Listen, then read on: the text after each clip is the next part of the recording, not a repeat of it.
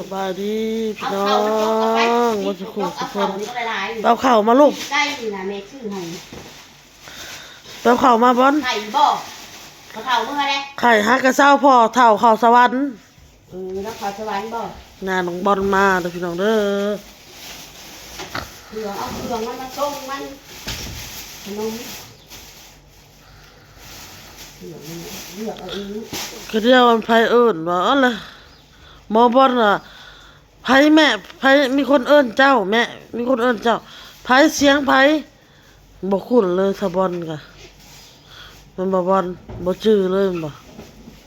กินเด้อเขาปิ้งไก่น่ะ80ปุ๊บ เบิ่ง เพ พี่ ราะว่า น้อง โตนิดหน่อย80กระดักกระโดด โอ้ย แม่เขาไม่ได้มีเงินดูเอ้ยทางนี้ได้ขึ้นฮอดมึง โอ้ยบ่ให้กะยาเรื่องเงินน่ะ ฮะ บ่ให้กะยา เฮ้ย เอาไว้โลดเจ้าก็บ่มีบ่มีแล้วเฮามีแล้ว ยาได้เสียเด้อเงิน200,000 บาท บ่เอาไว้โลดเอาไว้ ไปจัดจานนั่นแหละคุณโหดหลานนี่ได้ว่าตัวไปไทยหัวยังหนูมีเงินสิ ไปแล้วไปเฮ็ดงานใน5 มื้อ6 มื้อแหละเขาบ่เอาว่าบ่ผ่านว่ะ บ่ผ่าน บ่ผ่าน มาเรียกลูกเพื่อน สบายดีลูกบอนสบายดีนะลูก อ้าวกูเอาอันนี้ นอนก่อนบ่ บ่ได้บ่ได้นอนได้สิเมื่อได้นี่ได้น่ะรอเขาถ่ายอยู่อ้วนเอ้ย เอาสมาไปพาวมาพาวแท้ รถก็บอกมาจอดร้านซื้อว่าดันประตู ก็ให้เขาไปก่อนแล้วเจ้าก็นอนยามซะก่อนแหล้วมาหาหลานเพิ่นบ่นอนยามมัน นอนบ่ได้แล้วบ่ได้จังมาใหม่อีกอองได้เงินก็สิที่มาอีกเท่าล่ะจังมานอน กินได้ไหมลูกปีไก่ค่ะ กินไหมลูกกินโลดค่ะ ปะม้า2ตัวไปสิเกลือให้เฮาเอาม้าน้อยมาเลี้ยงเป็นตะแพงกูอยากอุ้มใบมืออยากเขาบ่ให้ขึ้นรถม้าดำหั่นงามม้าดำ นอนนี่ ตัวดำหาย เล็กๆ ม้าน้อยเนี่ยถ้าได้ไปก็ไปแวะเอาเด้อ อ๋อชัก แม่จะเอาใหม่เด้อตัวดำหั่นงามตัวดำคือมีนี่มาแม่กอดแม่สิเมื่อเลยนะน่ะโชว์เชื่อแม่ซักหมดเลยนุ่ง กินโลดลูกเข่ากินกระปิ้งไก่ลูกเอ้ย กอดแม่โอ้ยคือแม่คือฮอดโอ้ยคือฮอดลูกเช้าได้ลูกไข่เด้อเช้าเด้อแม่อ้นก็มาเลยเอาน้องแล้วบังอ้ายเอ้ยได้เลยลูกแล้วมาเคลื่อนฝรั่งนี่มึงน่ะฝรั่งนี่อันนี้เอาเอากระท้อยอยู่นี่นะตั้งฝรั่งอันนี้ฮะเอารถ สงบ ได้ของเนาะอันนี้เมื่อได้ไปดีเด้อ เดินทางปลอดภัยเดินทางปลอดภัย ได้มาเลยวนได้มาเลยจิเดี๋ยวมันจอมนักเครื่องในแม่ซักให้หมดเดี๋ยวส่งเสืออยู่นี่เบิดเครื่องเข้าให้เนี่ยนั่นเสือนี่ลูกนี่เสือแต่ยังไม่ไหม้อยู่รับส่งไปทุกเขาเมื่อได้อ่อนเลยเด้อ โอเคโอเค ใกล้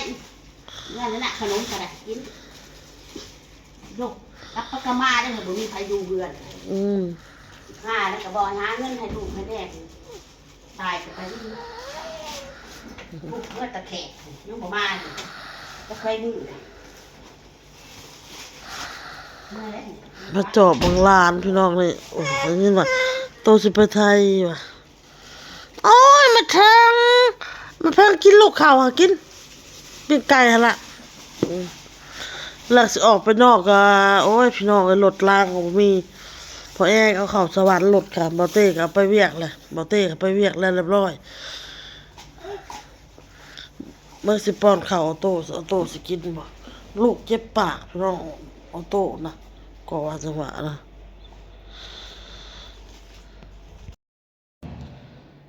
สบายดีพี่น้องหลังจากงานลงบอลเมื่อนะครับโอนก็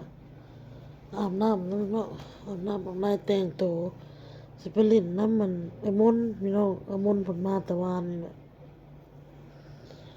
เล่นน้ำไอ้มนต์นะพี่น้องเด้อพอสิสระหัวก็ไปสระแมลงพุ่นแหละอยังให้บ่เต้พี่น้องเอานมมาให้ลูกก่อนว่าในเบาะรถเอาออกมาแล้วบัดเอากลับเมื่ออีกบ่ได้เบิ่งหน้าเบิ่งหลังซะ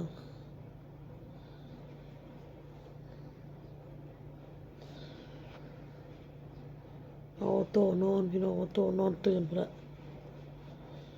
จังสิอันไปเล่นน้ำมนต์งานน้องบอลก็มาพร้าวขนาดเลยบอกว่าให้นอนยามร้านก่อนเก่าพร้าวพี่น้องเราเป็นห่วงร้านคิดฮอดร้านยันร้านอึดหิว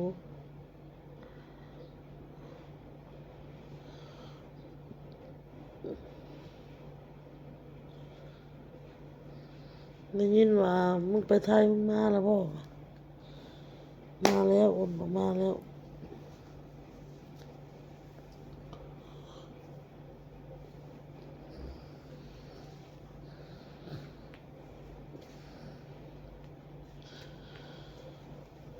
ค่าซอคิดคิวบ่พี่น้องเอ้ยซอเต็มคิวก็บ่เห็นบ่มีโอ้ย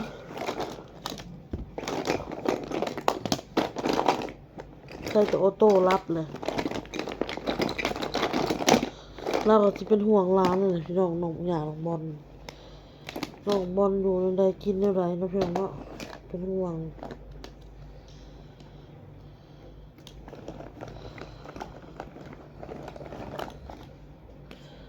ซื้ออันนี้ใหม่พี่น้องเอ้ยและคิวไปเต้นอยู่เพื่อนก้นพุ่นละยังบ่ได้ซื้อ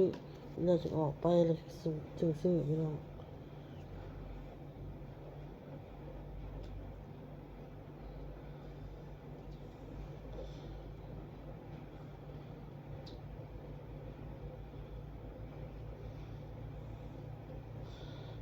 อ้าว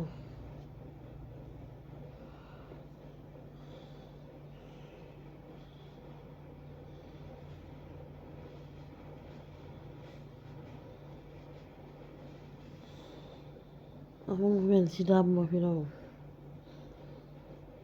สีน้ำตาลเนาะ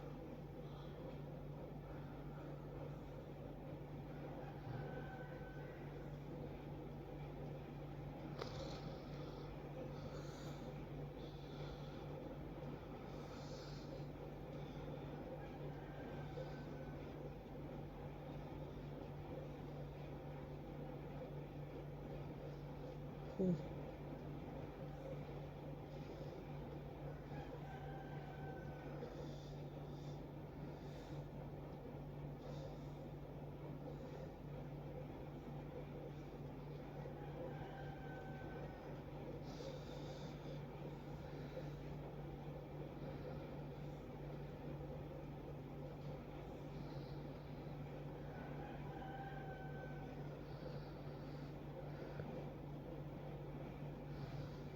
โอ้ยบ่เป็นได้อพี่น้องเอาแบบนี้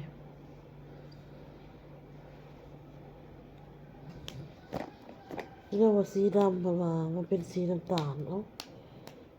มันยังล่ะอันนี้ฮะมันยังอันนี้อันจ้ำใส่ในนี้บ่พี่น้องอันนี้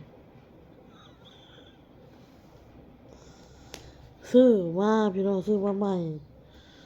อืมซื้อมาใหม่มาจากหน่วยเห็ด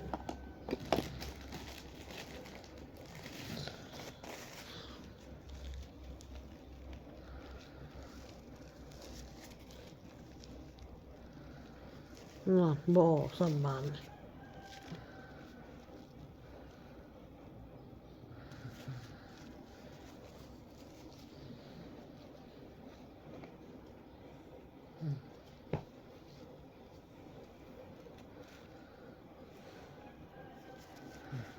เอ้าบ่ออกซ้ำ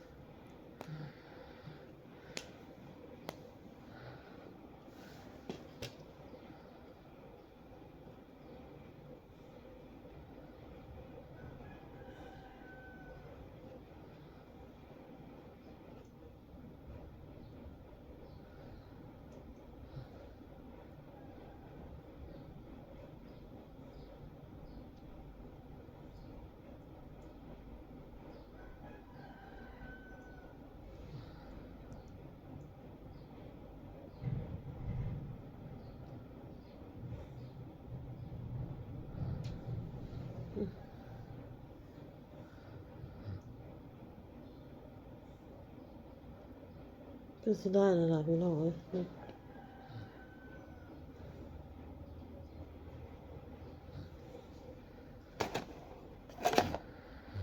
เนื้อไปเสร็จออกพี่น้องตะบัดผู้ชายตะบัด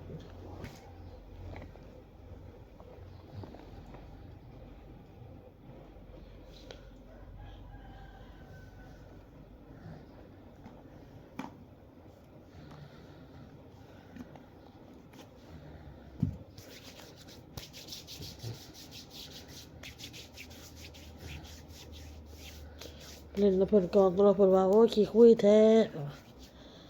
แล้วพี่น้องเนาะอยากนอนพี่น้องเอาลูกนอนแล้วก็ตัวเองก็อยากหลับอยากนอนนำเพิ่นสร้างบ้าน2ก็ยังบ่ได้เมียนมาฮอดเมื่อวานนี่ก็5 โมงก็พอดีไปครัวเป็ดครัวไก่อยู่พุ่น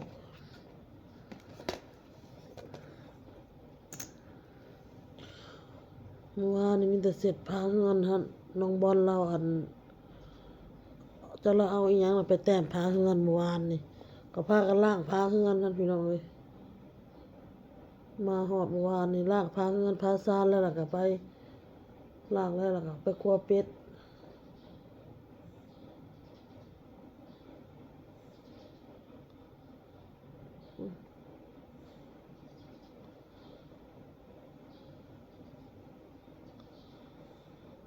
ค่ะล่ะ